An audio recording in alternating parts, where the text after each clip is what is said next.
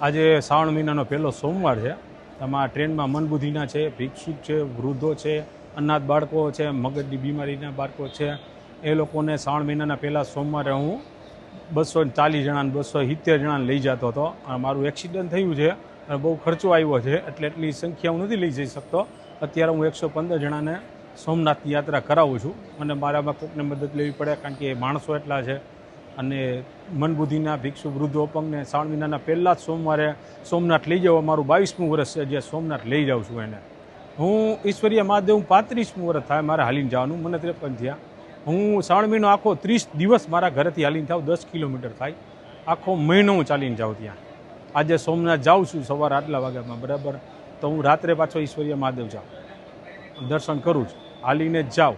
આવું રિક્ષામાં પણ જાઉં છું. એને 35 વર્ષ થયા. હાજી, હું મુસ્લિમ છું. હિન્દુ મુસ્લિમમાં કોમી એકતામાં માનું છું. બધા ધર્મો એક છે.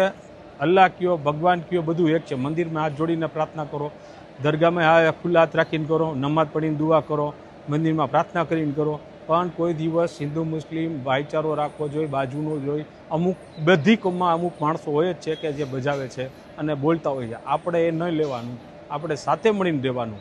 કોરોના હતો, માણસો એકબીજાને જઈને પૂછતા હતા, હિન્દુ હતા, મુસલમાન હતા, બ્લડ લઈ છીએ આપણે, બ્લડ કોનું આવે છે, કઈ કાસ્ટનો છે, પૂછી છીએ. તો પછી શું કામે આપણે ઉપરવાળા એક કર્યું છે, આપણે શું કામ અલગ થઈને રહીએ, સાથે મળીને રહીએ, ભાઈચારો રહીએ. એનાથી વિશેષ શું છે? મારી ઈચ્છા છે કે જ્યાં સુધી જીવવું, હાથ પગ ચાલે ત્યાં સુધી સોમનાથ મનબુદ્ધિના ભિક્ષુ વૃદ્ધોને પૈસા વધતા જાય તો હું વધારે સંખ્યા લઈ અને જઈશ, લઈને સોમનાથ દર્શન કરાવી.